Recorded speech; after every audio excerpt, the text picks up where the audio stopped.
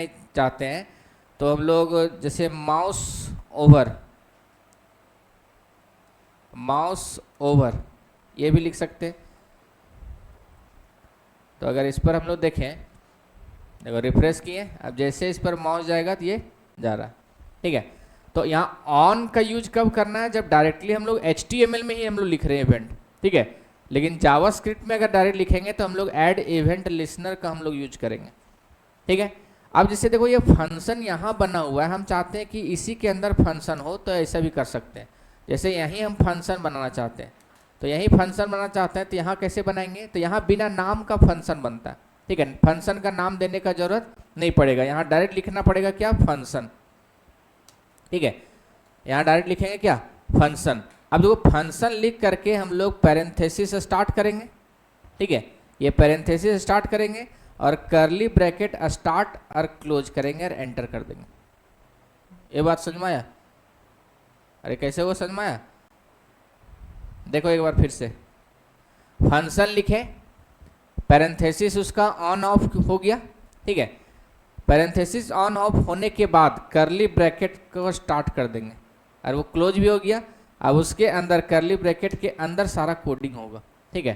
तो देखो ये फंक्शन क्या होगा कि बिना नाम का फंक्शन है।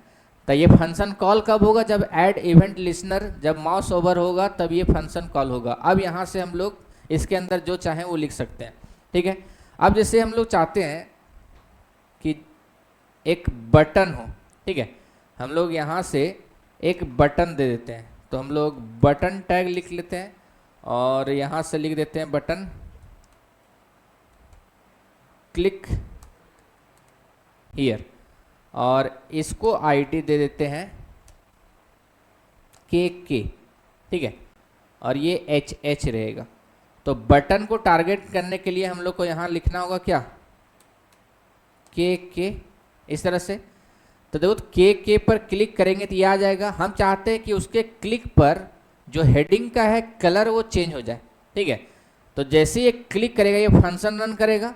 अब हमको किसका, हेडिंग का कलर चेंज करना है, तो हेडिंग को टारगेट करेंगे। तो इसको टारगेट करने के लिए क्या क्या होगा, document dot gate element by ID, ठीक है, और आईडी में क्या क्या है, HH। अब इसका कलर चेंज करना है, तो यहीं लिखेंगे डॉट स्टाइल, ठीक है, डॉट उसका क्या करना चाहते हैं, कलर प्रॉपर्टी चेंज करना चाहते हैं, तो कलर इक्वल टू जो भी कलर देना है, तो यहाँ हम लोग रेड दे देंगे, ठीक है। तो ये क्या होगा, जावास्क्रिप्ट के थ्रू से CSS अप्लाई कर रहा है, ठीक है। जावास्क्रिप्ट के थ्रू से क्या हो रहा है, CSS अप्लाई हो रहा है HTML में। बात समझ में आ रहा? अब देखो ये काम कैसे करेगा, तो ये माउस ओवर पर है, तो हम लोग क्या करते हैं, इसको क्लिक पर काम कर देते हैं, यहाँ से क्लिक पर काम होगा, तो ये हो जाएगा।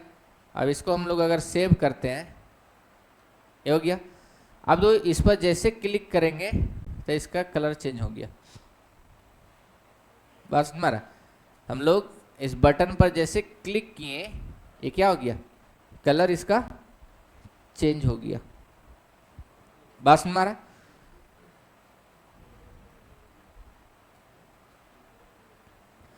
तो इस तरह से हम लोग फंक्शन बना सकते हैं। जो फंक्शन बनेगा क्या, बिना नाम का फंक्शन, और ये कॉल हो रहा है।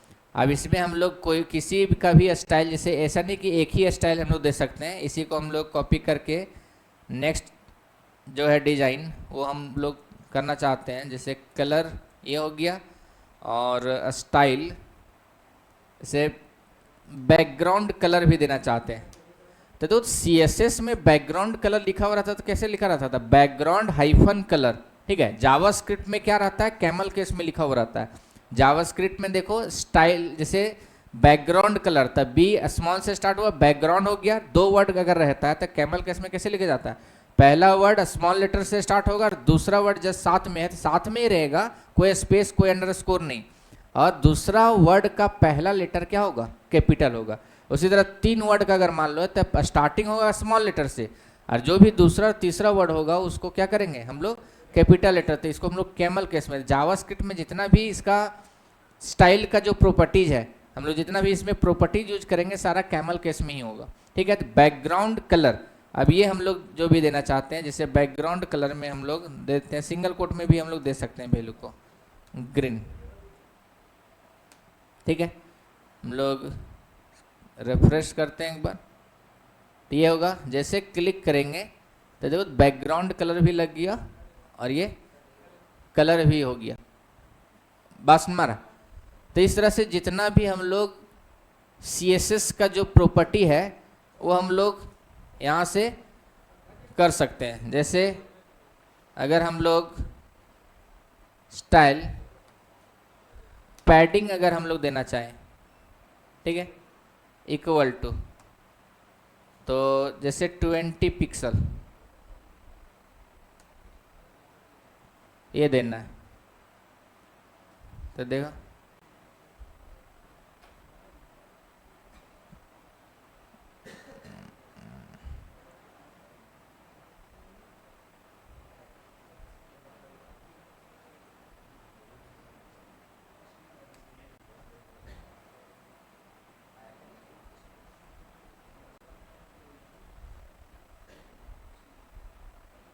देखो ये आ गया पैडिंग, ठीक है। 50 पिक्सल अगर हम लोग दे दिए तो ये 50-50 पिक्सल क्या हो गया, चारों तरफ से ले लिया। तो इस तरह से CSS का जितना भी प्रॉपर्टी है वो हम लोग किसी फंक्शनिंग के थ्रू से हम लोग HTML एलिमेंट में हम लोग डाल सकते हैं, बात समझ रहा है।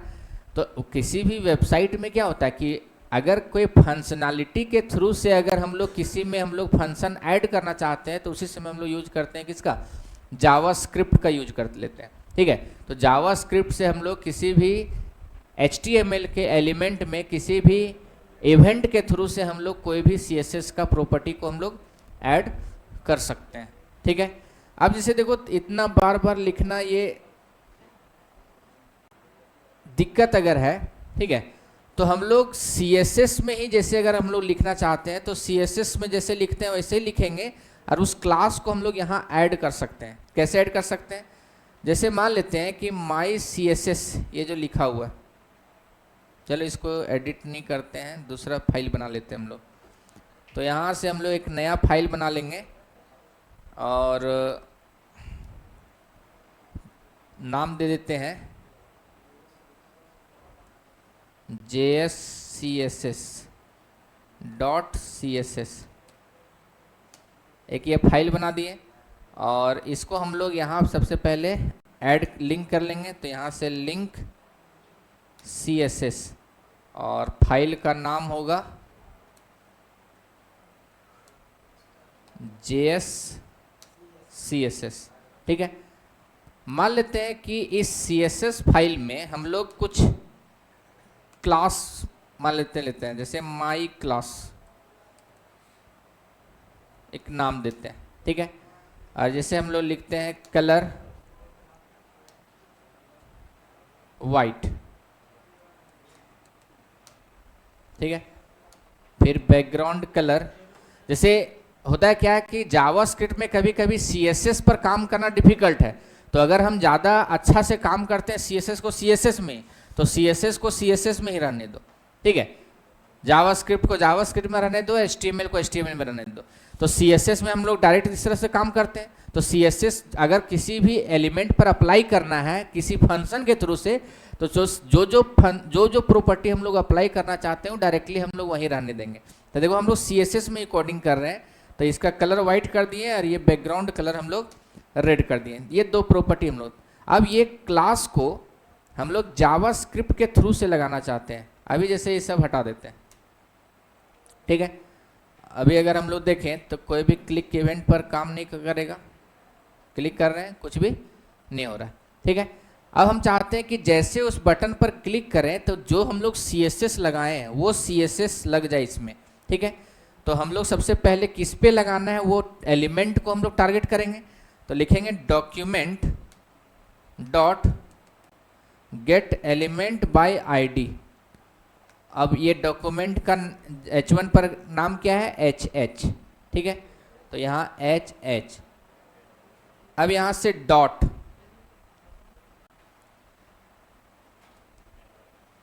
ऐड, ये जे क्वेरी का है, क्लास नेम, ये क्लास नेम लिखेंगे, ठीक है। क्लास नेम इक्वल टू, हम लोग क्लास का नाम क्या दिए, माई क्लास, है ना। यहाँ से माई क्लास कॉपी कर लेते हैं और यहाँ हम लोग लिख देंगे डबल कोट में माई क्लास, और ये यहाँ लगा देंगे, ठीक है। अब दो चीज़ ये लगा दिए हम लोग, CSS का CSS में रहने दिए, जावास्क्रिप्ट का जावास्क्रिप्ट में, HTML का HTML में, ठीक है। अब इसके क्लिक पर ये कैसे काम करेगा, सो देखो, जैसे इस पर हम लोग क्लिक करेंगे तो देखो ये ऐड हो गया, बस हमारा। इस पर अगर इंस्पेक्ट करेगा तो देखो ध्यान से कि इसके कोड में अगर हम लोग जाके देखें,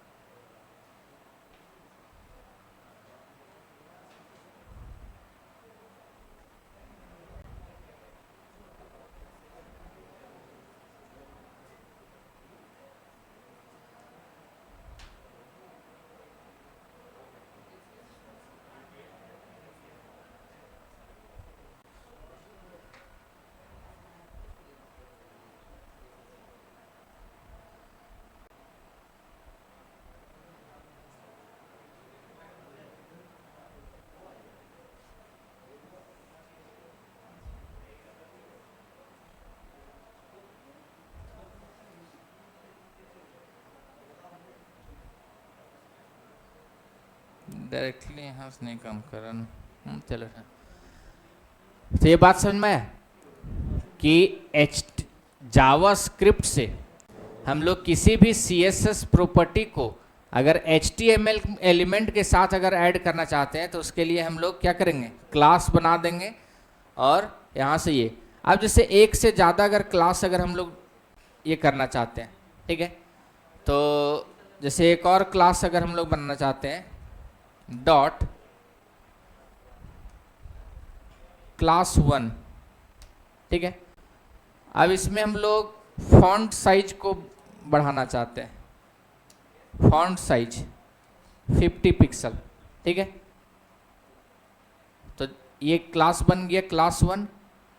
हम लोग इसको स्पेस दे करके भी काम कर सकते हैं, क्लास माई क्लास और क्लास 1 देख लेते हैं, हम कर गया, ठीक है।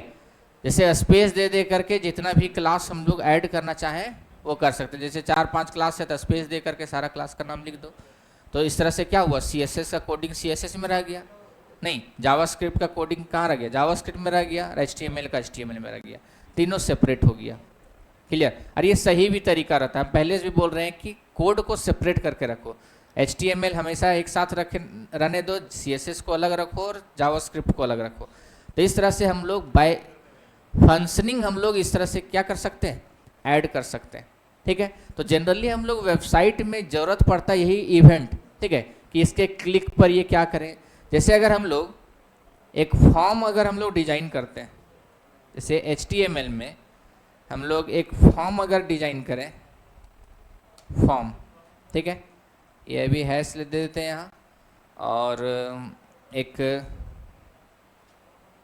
लेबल ले लेते हैं और लिखते हैं एंटर नेम, और यहाँ से हम लोग इनपुट टैग में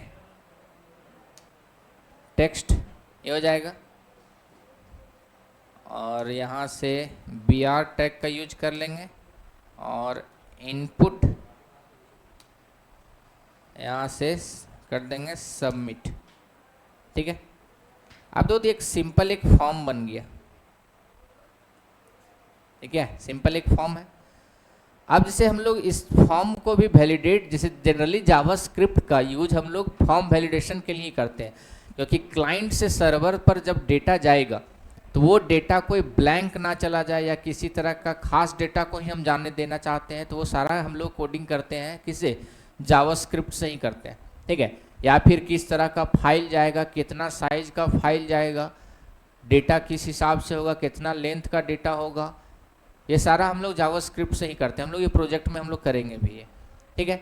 तो अगर हम सिंपल एक फॉर्म हम लोग डिजाइन करें, हम चाहते हैं कि जैसे सबमिट हो, ठीक है, कोई जैसे अभी रिक्वायर्ड हम लोग नहीं लगाएं, ठीक है, अभी हम लोग रिक्वायर्ड लगाए हैं क्या, नहीं, देखो हैश में सबमिट हो गया ना, हम चाहते हैं कि एक मैसेज दे, ठीक है, एक क्या दे, मैसेज दे यहाँ, ठीक है, कि डायरेक्ट अगर कोई सबमिट कर रहा है तो उसको ये करे।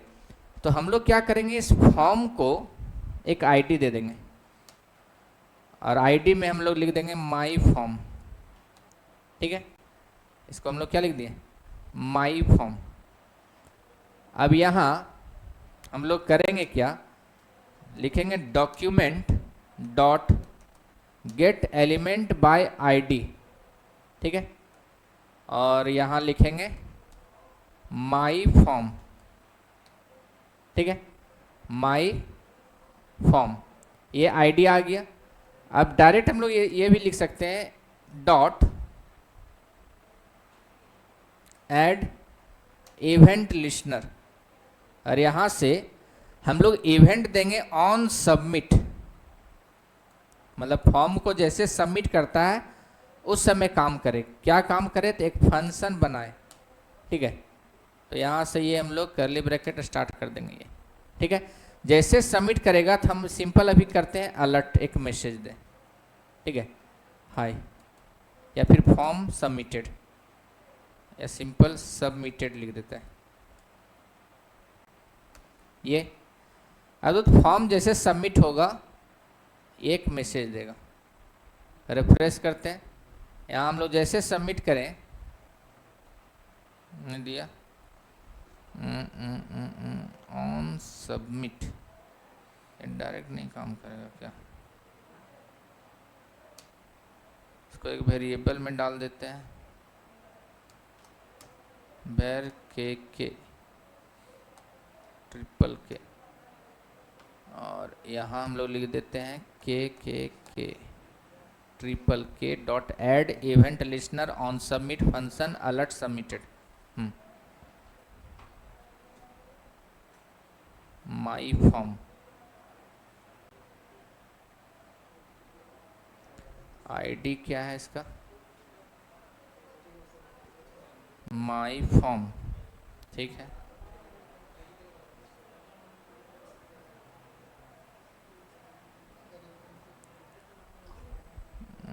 माई फॉर्म,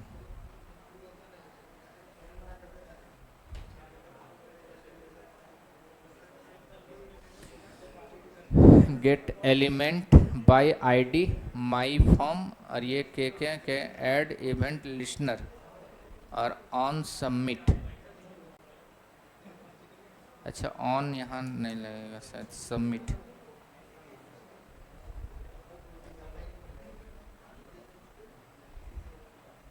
देखो काम कर रहा।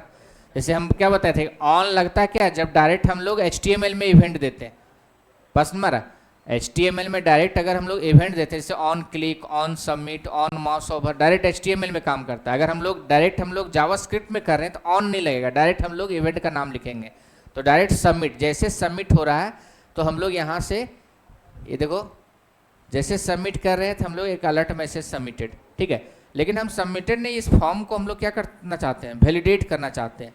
तो यहाँ हम लोग लिखेंगे कि अगर ये इनपुट फील्ड में ब्लैंक है तो हम बोलेंगे प्लीज फिल दिस फील्ड, तो हम लोग यहाँ से इसको भी एक आईडी देंगे, और आईडी में हम लोग इसका दे देंगे माय नेम, ठीक है। अब इसको हम लोग यहाँ से टारगेट करेंगे, तो लिखेंगे document dot gate element by ID, और यहाँ से माय नेम, ये हो गया। अब तो इसको एक हम लोग वेरिएबल में स्टोर कर लेते हैं, तो वैर माय नेम नाम का वेरिएबल ही बना लिया। अब देखो तो यहाँ से चेक करेंगे कि इफ अगर माय नेम डॉट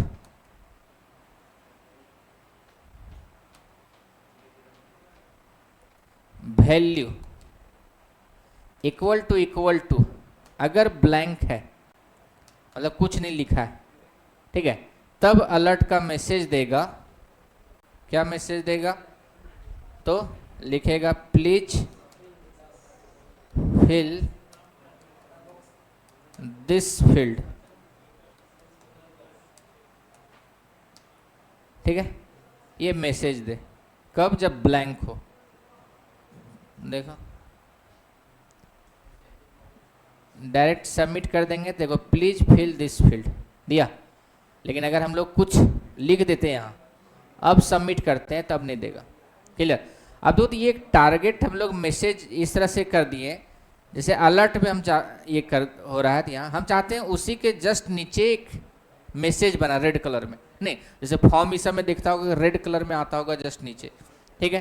तो उस तरह से अगर हम लोग दिखाना चाहते हैं तो हम लोग ये करेंगे कैसे?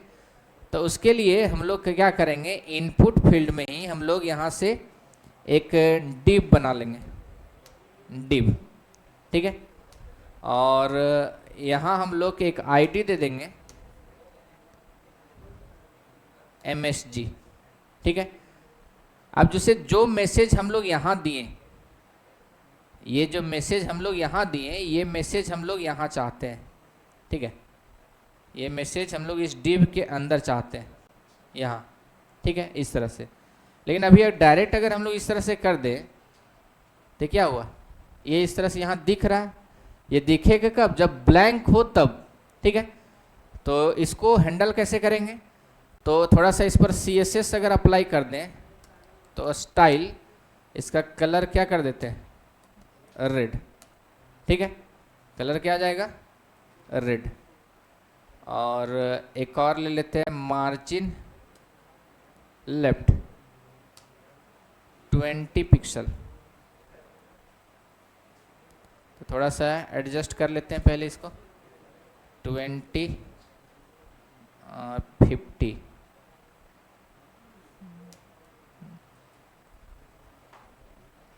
पिक्सल। और थोड़ा सा शिफ्ट करना होगा, 70 पिक्सल,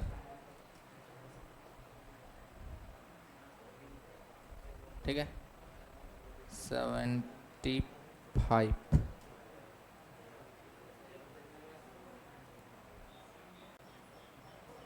ये हो जाएगा। अब हम चाहते हैं, अभी देखो शुरुआत में ही ये है, ठीक है, जैसे सबमिट करें उस समय ये हो, तो हम लोग यहाँ से करेंगे क्या, तो देखो एक और प्रॉपर्टी हम लोग लगा देंगे यहाँ, डिस्प्ले नन, ठीक है। तो डिस्प्ले नन से क्या होगा, तो ये गायब हो जाएगा, ठीक है। अब इसको हम लोग यहाँ से हैंडल करना चाहते हैं जावास्क्रिप्ट से, कि अलर्ट ना हो, जैसे ब्लैंक हो, ठीक है, जैसे ब्लैंक हो तो उस समय मैसेज को हम शो कर देना चाहते हैं। तो हम लोग लिखेंगे document dot gate element by ID, और यहाँ MSG नाम था उसका, डॉट स्टाइल डॉट डिस्प्ले, और इक्वल टू हम लोग यहाँ कर देंगे ब्लॉक, ठीक है। लेकिन अगर कुछ लिखा हुआ है तो एल्स में अगर हम लोग कर देते हैं तो यही प्रॉपर्टी को हम लोग क्या कर देंगे, यहाँ नन कर देंगे, क्या नन। क्लियर है? अरे ये बात समझ में आया? डॉक्यूमेंट, ठीक है। जैसे अगर ब्लैंक है तब वो दिखाएगा, लेकिन ब्लैंक नहीं है तो फिर वो हाइड कर देगा। तो देखो यहाँ से रिफ्रेश किए, कुछ नहीं है, जैसे सबमिट पर क्लिक करेंगे तो देखो ये आ गया, बस नंबर, जैसे ये किए ये आ गया। अब जैसे अगर हम लोग लिख देते हैं कुछ, अब ये करते हैं तो ये हट गया। इनका फॉर्म में देखता होगा एक चीज़, कि जैसे लिखना स्टार्ट करता है वैसे हट जाता है, नहीं फॉर्म में देखता है ना, कभी फॉर्म भरता होगा रेड कलर दिखा रहा है, जैसे कोई फील्ड नहीं भरे तो रेड कलर दिखाता है, लेकिन जैसे लिखना स्टार्ट किए क्या हो जाता है, हट जाता है। तो ये कैसे करेंगे, तो तो हम लोग ऑन की प्रेस पर काम करना होगा, ठीक है। तो हम लोग करेंगे क्या कि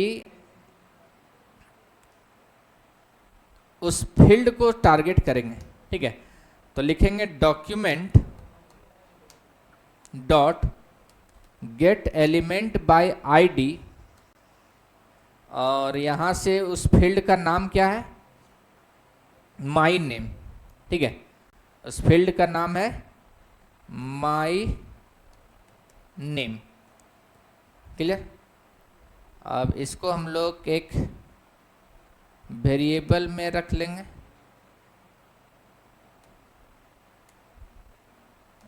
var ss लिख देते हैं, ठीक है। अब ss dot add event listener, और यहां हम लोग लिखना चाहते हैं की प्रेस, नहीं, या की अप भी लिख सकते हैं, की अप, ठीक है। जैसे मतलब जैसे की प्रेस करके जैसे छोड़ेंगे तो की अप हुआ, अरे की प्रेस होगा तो की जैसे प्रेस करेंगे उसी समय रन होगा। और की अप के में अंतर क्या है, तो की अप जैसे छोड़ेंगे तब रन होगा, और उसमें जैसे प्रेस करेंगे उस समय रन होगा। दोनों हम लोग देख लेंगे। तो की अप अगर हम लोग यहाँ ले लें, कॉमा दे करके एक फंक्शन अगर हम लोग बनाते हैं, और यहाँ फंक्शन में हम लोग ये चीज़ कर लेंगे। अब देखो, तो यहाँ से हम लोग उस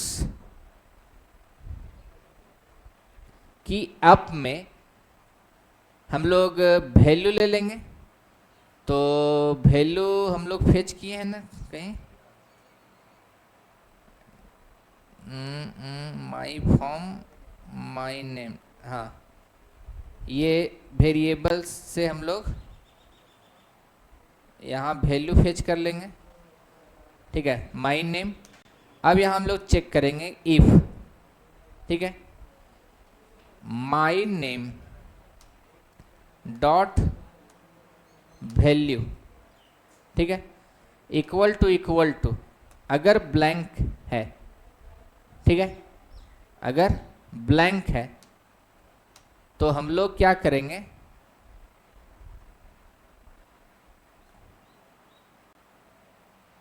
कॉपी कर देंगे, यहाँ ब्लैंक कर देंगे ये, और एल्स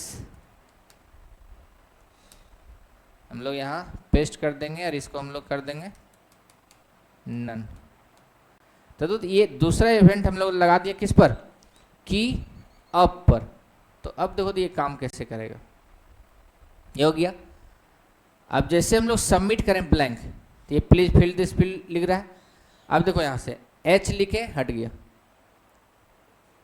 बस में जैसे लिखना स्टार्ट किए हट गया, लेकिन जैसे हटा दे फिर देखो फिर आ गया, खाली हो गया ना। तो की अप पर काम कर, हर एक बार जब भी की अप करेंगे तो उस समय काम करेगा। और यहाँ जैसे हम लोग की प्रेस पर भी काम कर सकते हैं, की प्रेस, ठीक है, ये हो गया, आ रहा है ये, देखो हट गया। अब जैसे हम लोग ये करेंगे, लेकिन एक चीज होगा, की प्रेस पर क्या होगा कि की प्रेस किए रहे हैं तो उस समय तो था वैल्यू, अरे उस समय तो था ना वैल्यू, तो उस समय रन हुआ तो उसमें वैल्यू मिल गया, इसलिए नहीं लाया, अभी खाली हो गया तो आना चाहिए था, ठीक है। इसलिए प्रॉब्लम करता है की प्रेस पर। इसलिए कभी भी फॉर्म पर डिजाइन करना तो किस पर काम करना है, की अप पर, वो ज़्यादा बेटर पर। जैसे जैसे छोड़ रहे हैं उस समय का सिचुएशन ले लेता है, हटा है कि नहीं।